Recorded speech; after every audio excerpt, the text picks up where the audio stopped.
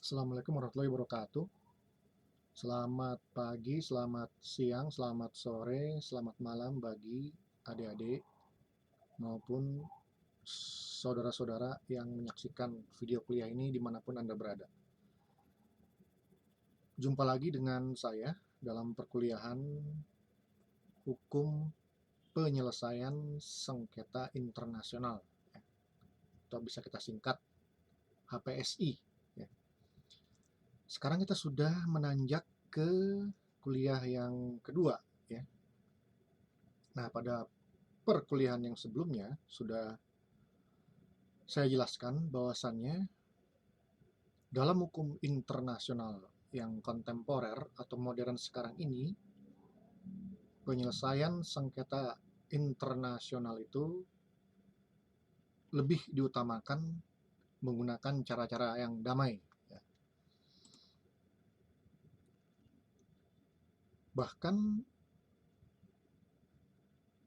bisa dikatakan juga bahwa hukum internasional atau HI yang sekarang ini secara official, ya, secara resmi itu sudah mendefinisikan bahwa penyelesaian sengketa internasional yang dikenal dewasa ini, yang diakui dewasa ini adalah penyelesaian sengketa internasional secara damai, ya, atau peaceful mean.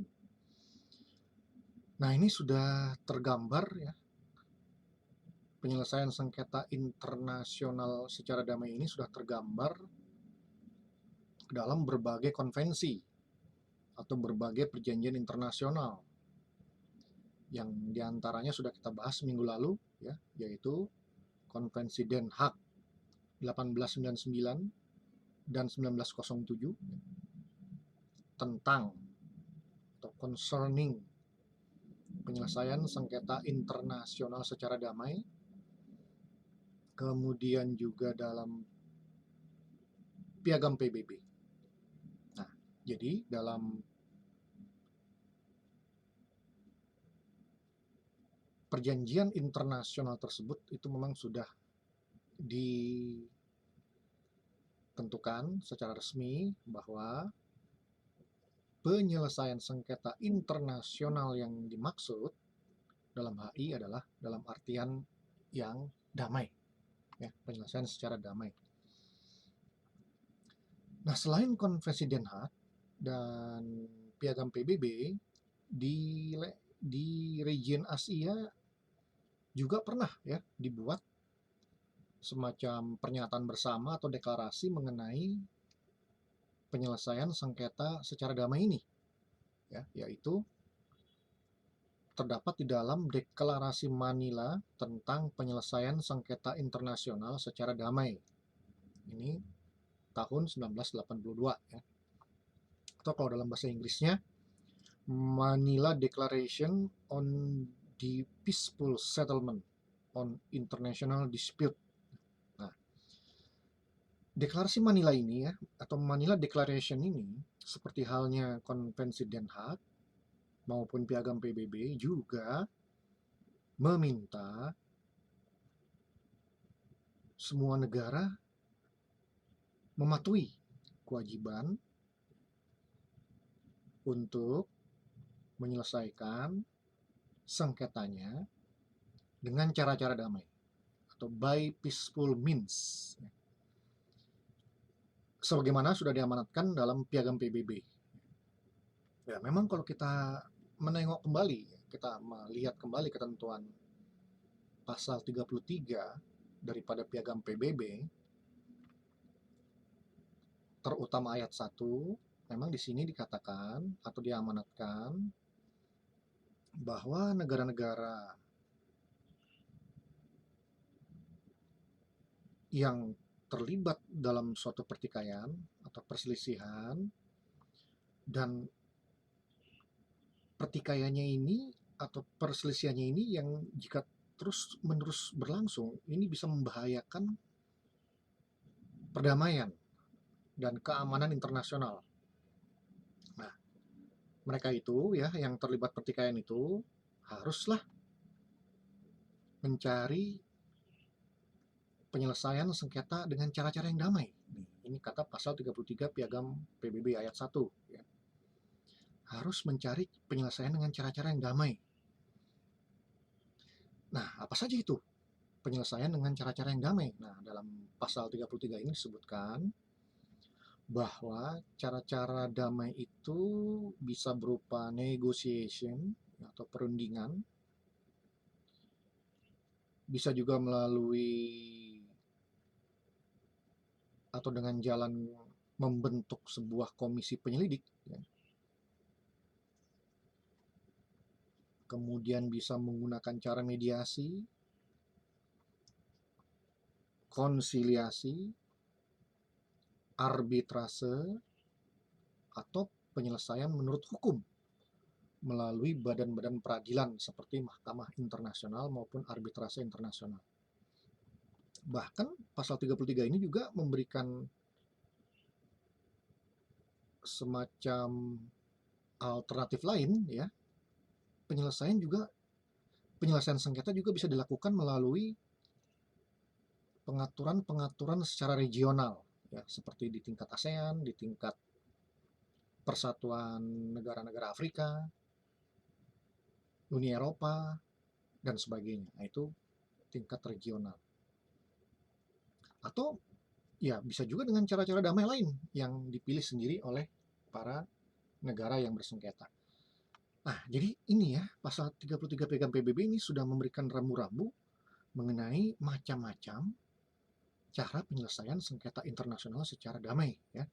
Bisa melalui negosiasi atau perundingan, komisi penyelidik, mediasi, konsiliasi, arbitrasi, maupun penyelesaian secara hukum melalui badan-badan peradilan, dan bahkan juga penyelesaian sengketa yang difasilitasi oleh pengaturan secara regional, ya, atau melalui organisasi internasional regional, ya, seperti ASEAN, seperti Uni Eropa, dan sebagainya. Bahkan kemudian di ayat 2 dari pasal 33 Piagam PBB ini lebih jauh menentukan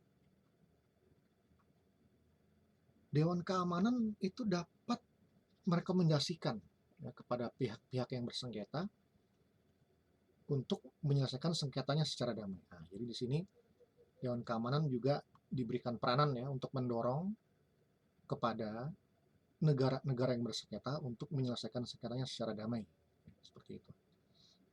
Nah, disinilah tadi kenapa dikatakan bahwa dalam hukum internasional dewasa ini penyelesaian sengketa internasional itu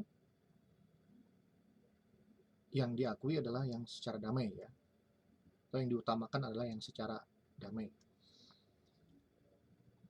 Karena pasal 33 Piagam PBB ini sudah menentukan sedemikian rupa, ya, yang mendorong negara-negara untuk menyelesaikan sengketanya secara damai.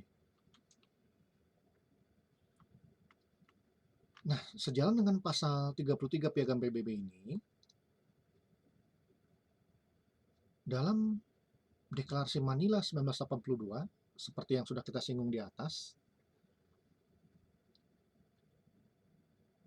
kembali menegaskan, bahkan memperluas pasal 33 Piagam PBB ini. Dalam deklarasi ini dikatakan dalam paragraf 5, ya, bahwa penyelesaian sengketa dengan cara-cara damai harus diupayakan, ya, harus diupayakan melalui itikat baik. Nah, jadi harus ada itikat baik, ya, dari negara-negara yang bersengketa, ada niat yang baik untuk menyelesaikan sengketanya secara damai. Dan berada dalam semangat koordinasi dini dengan model penyelesaian yang pantas bagi penyelesaian sengketa internasional melalui cara-cara berikut ini. Nah, lagi-lagi di sini dijelaskan ulang, ya, cara-cara penyelesaian sengketanya secara damai, yaitu melalui negosiasi atau penyelidikan.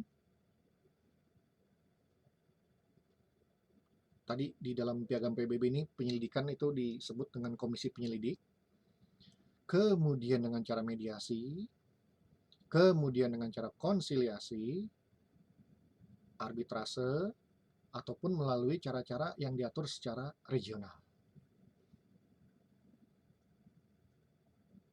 Nah, lagi-lagi di sini Deklarasi Manila 1982 ini dia mengulang kembali apa yang sudah dijabarkan di dalam pasal 33 Piagam PBB, bahkan mengembangkannya lebih lanjut seperti itu. Nah, dari tadi kita membicarakan mengenai metode-metode atau cara-cara penyelesaian sengketa secara damai. Nah, kalau demikian berarti kalau begitu ada cara penyelesaian sengketa yang tidak secara damai, yaitu memang ada ya, yaitu penyelesaian sengketa secara kekerasan. Tapi dalam pembahasan kita ini kita tidak akan membahas secara mendalam ya penyelesaian sengketa internasional secara kekerasan ya. Mungkin akan kita singgung secara sekilas saja ya, tapi tidak secara dibedah secara mendalam ya. Nah, seperti yang dikatakan tadi bahwasanya dalam hukum internasional dewasa ini penyelesaian sengketa internasional itu yang dikenal adalah yang secara damai.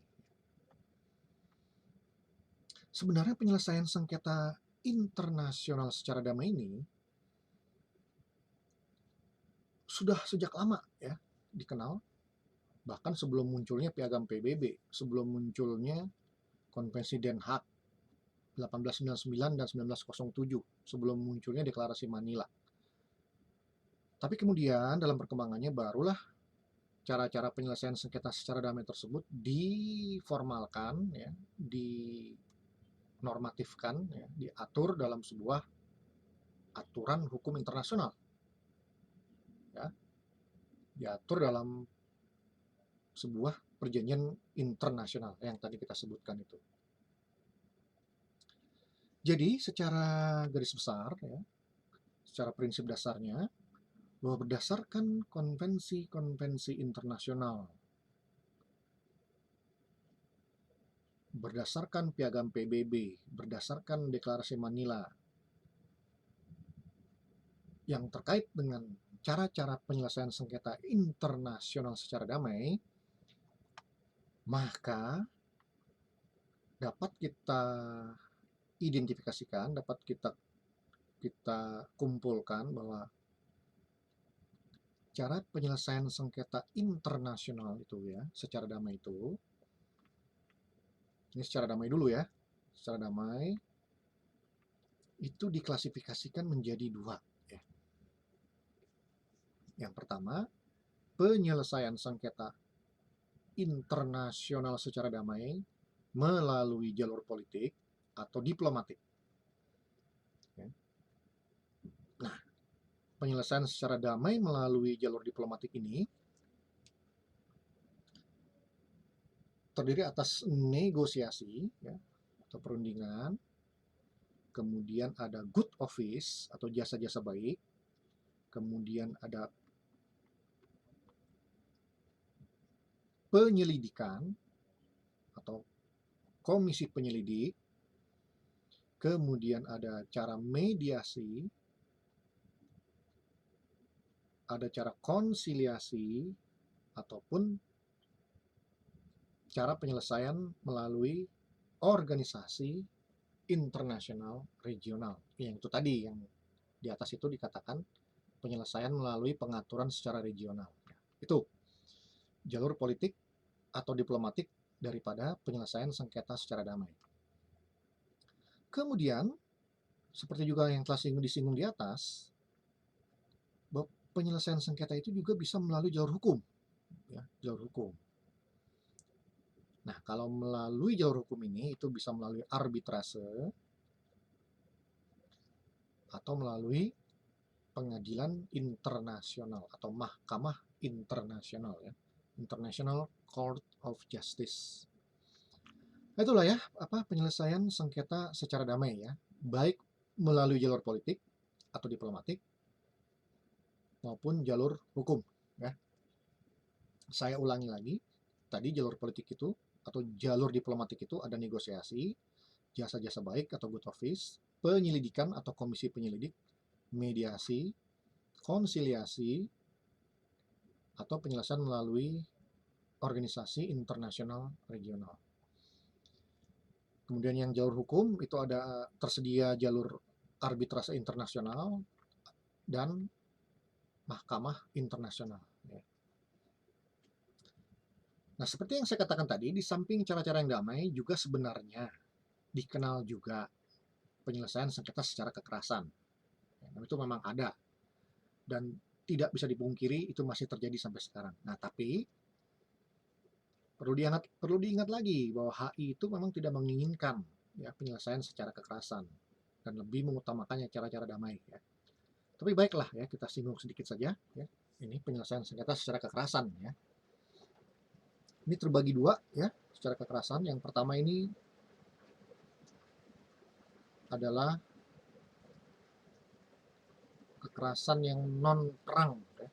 Non perang atau jadi bukan perang. Penyelesaian sengketa internasional secara kekerasan yang bukan perang, non perang. Nah, itu terdiri atas pemutusan hubungan diplomatik, saling memutuskan hubungan diplomatik. Nah, itu berarti masing-masing negara yang bertikai itu ya, negara yang berkonflik itu masing-masing saling menarik duta besarnya untuk pulang ke negaranya masing-masing. Nah, sehingga otomatis putuslah itu hubungan diplomatik antar kedua negara. Kemudian ada cara retorsi, ini pembalasan, kemudian blokade, ada juga embargo dan reprisal. Nah, nanti akan kita bahas ya satu persatu ini apa pengertiannya. Kemudian yang kedua secara kekerasan yaitu yang kedua ini adalah jalur yang paling terakhir yang ditempuh apabila semua jalur itu gagal mencapai perdamaian, yaitu cara war atau perang atau konflik bersenjata. Hanya perang ini merupakan cara terakhir yang memang dewasa ini itu sejauh mungkin harus dihindari. Dan jangan lagi sampai terjadi seperti di masa lalu, terjadi perang dunia pertama, perang dunia kedua, perang Korea, perang Vietnam, dan sebagainya. Nah, perang-perang di masa lalu itu memang sudah banyak membuat orang menjadi trauma ya dengan kata-kata perang atau war. Sehingga dewasa ini orang cenderung menghindari kata perang ya dan menggantinya dengan istilah yang lebih halus ya, yaitu konflik bersenjata, armed conflict ya, seperti itu.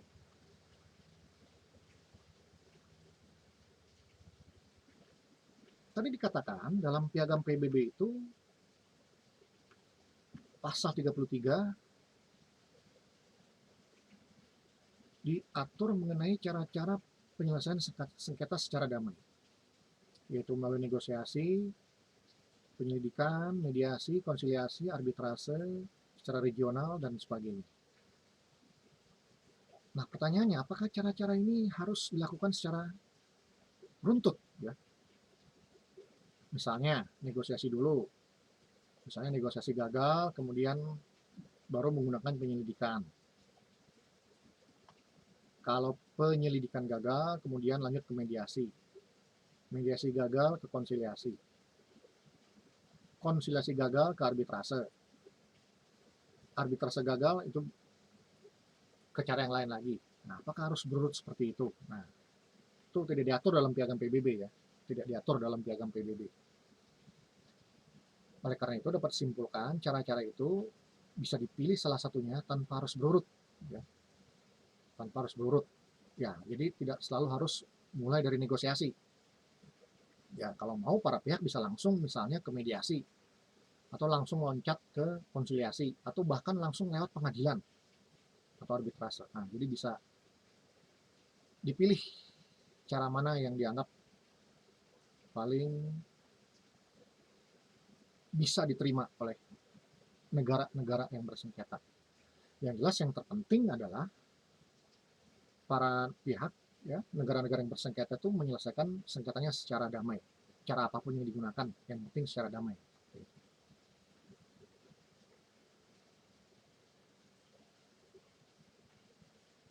Nah, dalam negara-negara yang bersengketa itu menyelesaikan sengketanya secara damai, maka